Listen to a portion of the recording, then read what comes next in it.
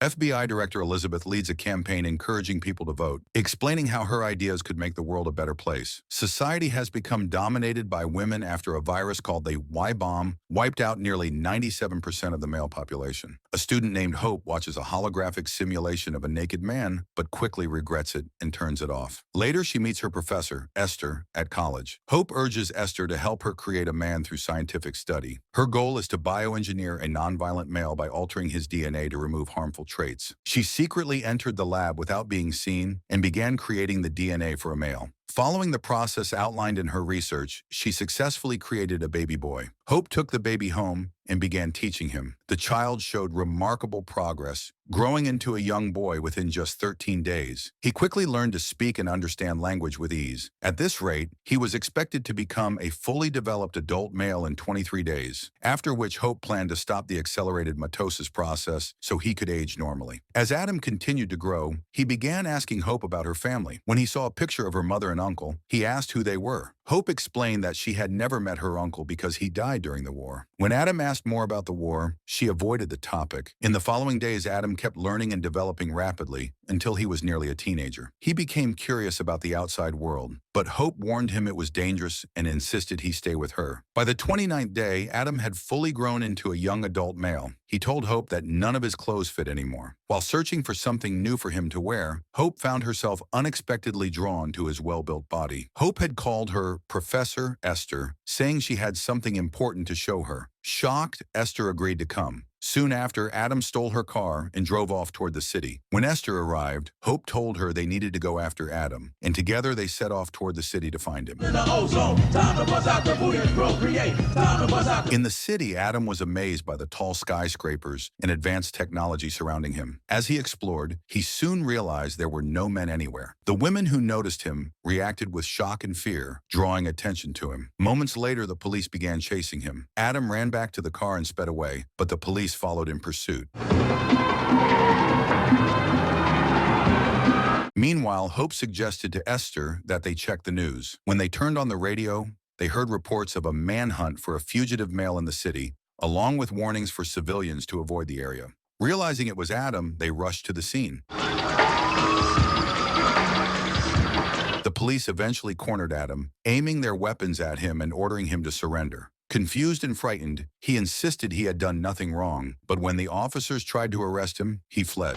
One officer fired at him, but the shot missed, allowing Adam to escape. While running, he accidentally collided with Hope and Esther, who quickly pulled him into their car and drove away with him. Soon after, the officers discovered that the vehicle involved was registered to Hope. Meanwhile, Hope and Esther took Adam to Esther's house, where he began asking many questions. Esther explained that during World War III, men had created a virus that attacked the Y chromosome. The virus spread rapidly, wiping out almost the entire male population. She also told him about a U.S. Surgeon General who was assassinated after claiming that men were genetically programmed to be violent. Her death sparked fear and cemented a new world order ruled entirely by women. Hearing this, Adam grew angry at Hope for creating him, despite knowing how men were viewed as dangerous. Hope reassured him, explaining that he was different. His DNA had been modified to remove violent and harmful traits. Scientists discovered from DNA evidence found in the car that Adam was only 33 days old, which left the officers puzzled. Detectives soon learned that Hope was a PhD student in genetic engineering, so they went to her university to gather more information about her and where she might be hiding. That night, the doorbell rang at Esther's house. It was a group of FBI agents asking questions about her student,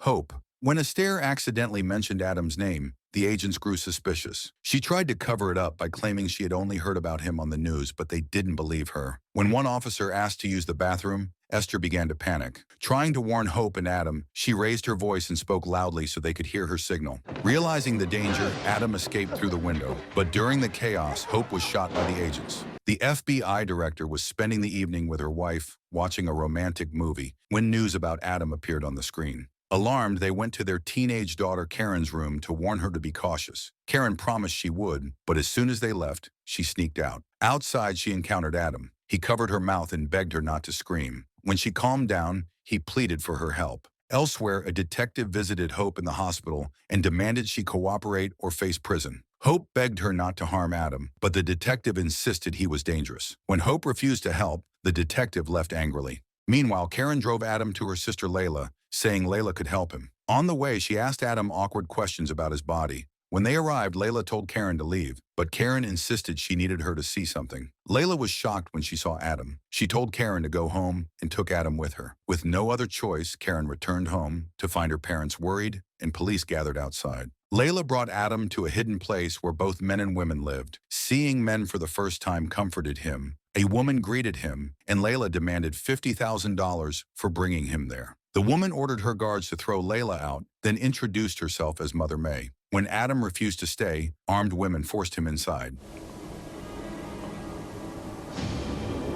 There he met a man named Bobby who explained that they were survivors of mankind immune to the Y virus. Adam begged him for help escaping, but Bobby told him that May's Club was paradise compared to the outside world, where they could live freely and party every night. Back in the city, Karen told an exaggerated story about Adam kidnapping her. Her tale spread quickly, and she was soon praised as a hero and interviewed on television. Meanwhile, Hope escaped from the hospital by attacking the nurse giving her medicine. She stole the nurse's uniform and tricked the guard watching her room. At the same time, Director Elizabeth warned the lead detective that if the Adam case jeopardized her upcoming election, there would be consequences. At May's Club, Adam was sold to a woman for the night. She demanded that he hit her, but his modified DNA prevented him from committing violence. Angry and disappointed, the woman left him alone. At school, Karen told her friends about seeing Adam's private parts and described what they looked like. Hope appeared and cornered her, warning that she would expose Karen's lie about being assaulted unless Karen told where Adam was. Karen said she had only tried to protect him from the police and led Hope to her sister Layla. An FBI agent watched them from a distance. Hope paid Layla to take her to May's Club.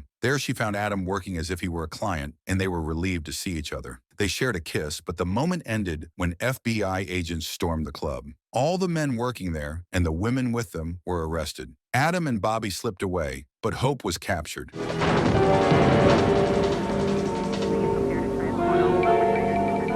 Adam and Bobby escaped by overpowering a garbage collector and stealing her truck. They hid in an old garage but were soon grabbed by another group of men. Bobby knew the leader, John, who welcomed them into his camp. John admired Adam's youth and strength and invited him to fight with the group. Adam refused, insisting he would not join a violent group. John responded that if Adam would not fight, he could still help by taking part in the group's plan to remove the women without open bloodshed. John called the detective while she was driving Hope, offering to return Adam in exchange for several women of reproductive age. He explained that his men were growing old and needed younger women to continue their cause and preserve the future of their group. The detective refused the offer, appalled by his demand, and John warned her that she would never get Adam back. Later, the FBI arranged an exchange, bringing 5 female prisoners in return for Adam. At the meeting site, the detective successfully retrieved Adam and left the women for John. However, the supposed prisoners were actually undercover FBI agents. As soon as the trade was made, they drew their weapons and overpowered John's men. Caught off guard, John was forced to surrender and ordered his men to stand down.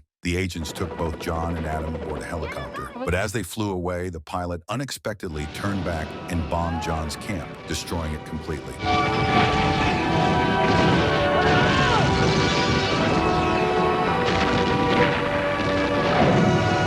Elizabeth later met with Adam in custody and revealed with satisfaction that she had secretly infected him with the Y chromosome virus. Furious, the detective confronted Elizabeth, accusing her of being consumed by hatred toward men and of using Adam as a political tool to protect her upcoming election campaign. Determined to save him, the detective joined Hope in freeing Adam from the facility. They took him back to Hope's house, where she begged Esther to use her old unfinished research from the virus outbreak to create an antidote. Though hesitant, Esther finally agreed. As Hope cared for Adam, they grew emotionally close. Adam apologized for running away, and Hope admitted that she regretted bringing him into a world that despised his existence. They shared a kiss and spent the night together, finding brief comfort in each other's company. The next morning, Hope woke to find Adam seriously ill as the virus spread through his system. The detective rushed to bring John as a blood donor, and Esther began a risky transfusion using her lab equipment. During the procedure, John suddenly overpowered Esther and took her hostage, using her as leverage. When Hope and the detective returned,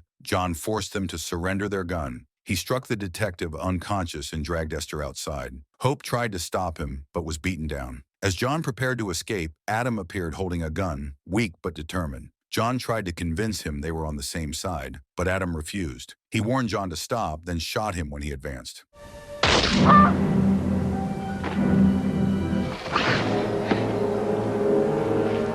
Adam collapsed soon after, apologizing to Hope for not being the kind of man she had hoped to create. Hope held him as he died in her arms, devastated by his loss. The detective Hope and Esther placed both bodies inside the house and set it ablaze to erase all evidence. To protect themselves, the detective planned to tell the authorities that the remains were Adam's and Hope's. They agreed to the plan and went their separate ways, haunted by what had happened. Sometime later, Esther found Hope working quietly in a small diner. She approached her and revealed that she was pregnant. Hope stepped outside, standing motionless in the cold air, overcome by shock and confusion, uncertain what the future held for her or the child growing inside her.